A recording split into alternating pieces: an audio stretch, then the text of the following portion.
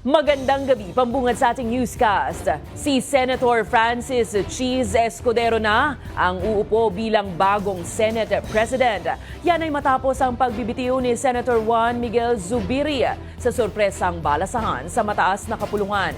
May pahaging naman si Zubiri kung bakit siya nag-resign habang may bilin din siya sa susunod na liderato ng Senado. Alamin ng kumpletong detalye sa Balitang A to Z ni Ian Maghanoy. Ang pagbibigkis ng 24 na senador ang magiging unang prioridad ng bagong Senate President na si Francis Cheese Escudero. Ang bawat miyembro may kanya-kanyang rason kung bakit at bakit hindi at ginagalang at tinatanggap po yun. Gaya ng sabi ko kanina, walang team ko, team mo, team niya. Team dapat naming lahat ay ang bansang Pilipinas. Nahalal si Escudero matapos inominate ni Senator Alan Peter Cayetano. Any objections? Hearing none.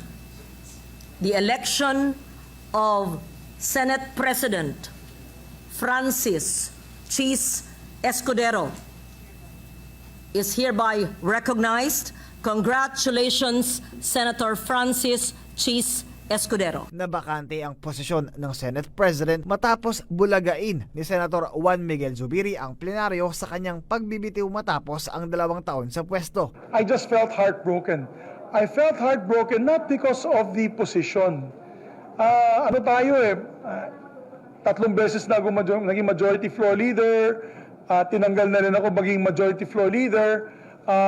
Hindi sa position, I'm not heartbroken because of the position. I'm heartbroken because of those who committed to be steadfast with us. We had the same ideals, and all of a sudden, hindi po biglang nawala po. Aminado siyang hindi na niya ikinagulat ang pagbawi ng suporta ng mga kasamaan sa Senado. Due to my strict adherence of the Senate remaining independent, maybe that could be the cause of my demise. Nag-umpisa nga yan, sabi ko nga, nag-umpisa yan ng People's Initiative.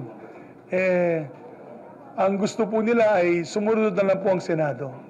At hindi po kami papayag noon. Pebrero, noong 1 taon pa, naging matunog ang kudita sa hanay ng mga senador na sinundan pa ng bangayan ng mataas at mababang kapulungan kaugnay sa charter change. At ang pinakahuling issue ay ang pagkabigo umano ni Zubiri na pigilan ang PIDEA Leaks investigation na siyang nag-uugnay kay Pangulong Ferdinand Bongbong Marcos Jr. sa illegal na droga.